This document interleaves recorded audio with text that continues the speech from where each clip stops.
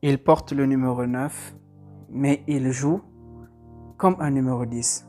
Sur le terrain, n'eût été le numéro qui nous indique que c'est lui l'attaquant de l'équipe, on pourrait aisément penser que c'est le métronome de l'équipe. Oui les amis, vous avez compris, je m'en vais vous parler aujourd'hui de l'attaquant du Real de Madrid, Karim Benzema.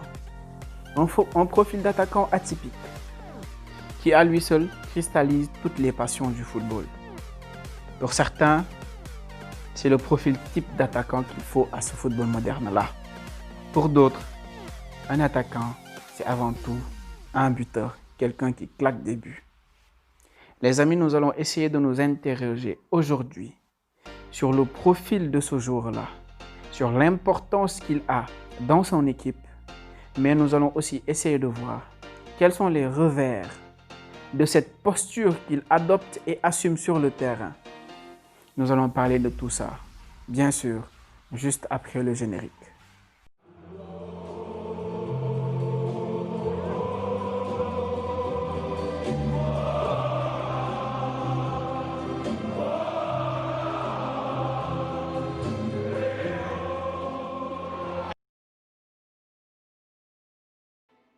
Nous allons démarrer cette vidéo en essayant de scruter le profil de joueur qui est Karim Benzema.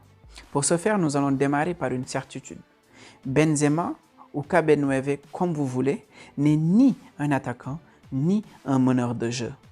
C'est l'un de ces joueurs qui n'a pas su trancher entre le numéro 9 et le numéro 10. On va dire qu'il est à l'intersection de ces deux entités-là, un peu comme un Del Piero. Maintenant, quelle est l'importance de ce joueur-là aujourd'hui dans le dispositif du Real de Madrid? Il faut savoir que depuis le départ de Cristiano Ronaldo, la dépendance a changé de camp. Avant, c'était une dépendance Ronaldo, maintenant c'est la dépendance Benzema. Parce que sur le terrain, c'est lui qui dicte le ton. Sur le terrain, c'est lui qui montre la voie à suivre. La première chose que l'on peut retenir de son profil, c'est qu'il permet aux joueurs de couloir de gratter beaucoup de ballons offensifs et d'être plus dangereux.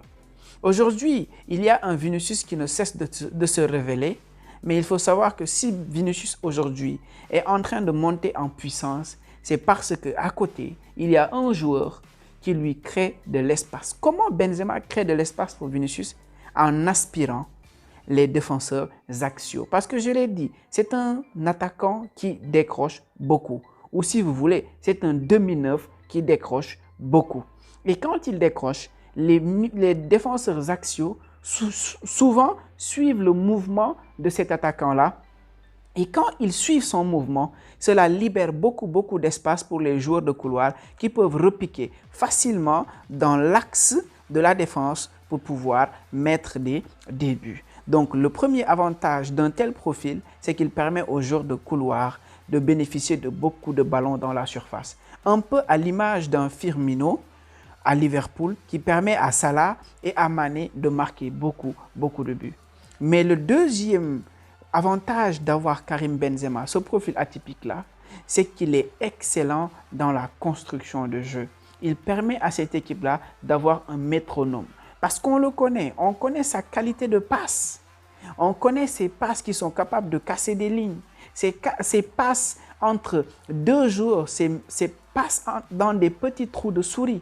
Je pense que ça aussi, c'est un atout fondamental pour cette équipe-là parce qu'il est capable, à 20-30 mètres des buts, de servir un de ses coéquipiers et de le faire marquer.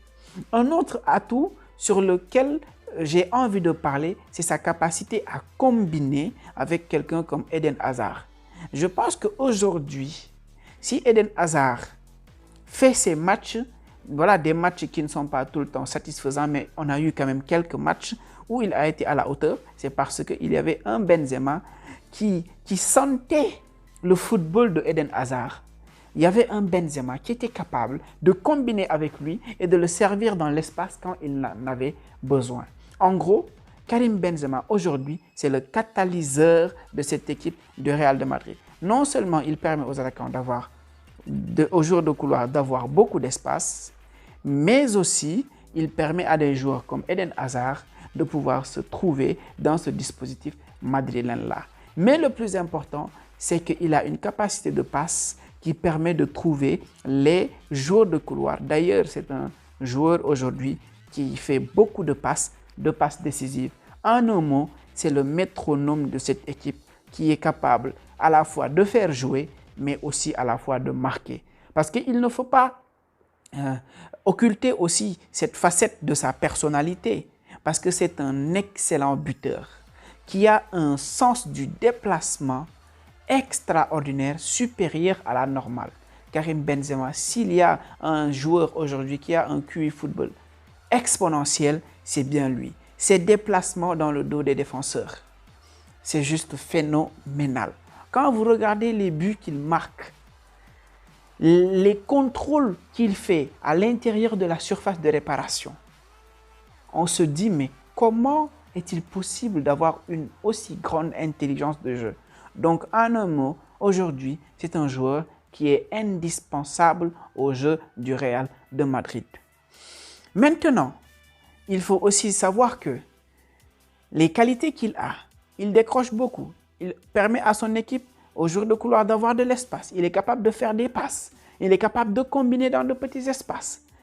Mais ce choix qu'il assume, ce joueur qu'il est, ce numéro 10 qu'il est, va aussi quand même impacter l'attaquant qui doit marquer des buts. C'est ça le revers, on va dire, de ses qualités de meneur de jeu. Aujourd'hui, en tant qu'attaquant, c'est un joueur qui est assez bon, alors qu'il pouvait être excellent, voire même très bon. Aujourd'hui, il ne marque pas beaucoup de buts comme un Cavani. Il ne marque pas beaucoup de buts comme un Lewandowski ou même comme un Agüero. Pourquoi? Parce que ces joueurs-là, ce sont des renards de surface. Ils peuvent rester dans la surface de réparation pendant 5, 7, 8 minutes à attendre un ballon, ou même plus. Ou même un Icardi qui est capable de dormir pendant une demi-heure et de se retrouver nez à nez avec le gardien en une fraction de seconde pour te mettre un but sorti de nulle part.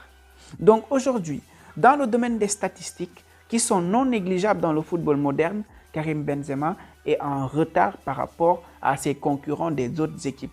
Sur le plan de la létalité, sur le plan de marquer des buts, il y a d'autres qui sont meilleurs que lui.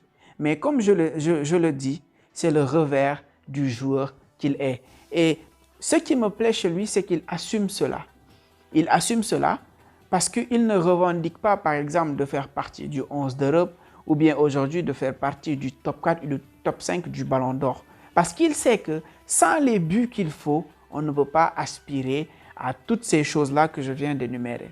Donc Karim Benzema, aujourd'hui, s'il n'est pas l'attaquant référence qui marque des buts, capable de marquer 30, 35, 40 buts dans une saison, toute compétition confondue, c'est parce qu'il a assumé son rôle de meneur de jeu. Il est là pour permettre aux autres de marquer, pour permettre aux autres de briller. Donc il se sacrifie, on va dire, au profit de sa propre carrière d'attaquant. Au final, que retenir de ce joueur? Moi, j'ai l'habitude de dire qu'il faut faire la différence entre le joueur et l'attaquant. Parce que si on veut analyser Benzema sous le prisme de l'attaquant, ça risque d'être réducteur parce que ce n'est pas un attaquant comme Cavani, comme Lewandowski. Mais c'est un joueur que Cavani, Lewandowski, Agüero ne pourront jamais être. C'est pour ça que moi, quand je parle de lui en tant que cet énorme joueur de football, avec une qualité de passe exceptionnelle, une capacité de garder le ballon phénoménale.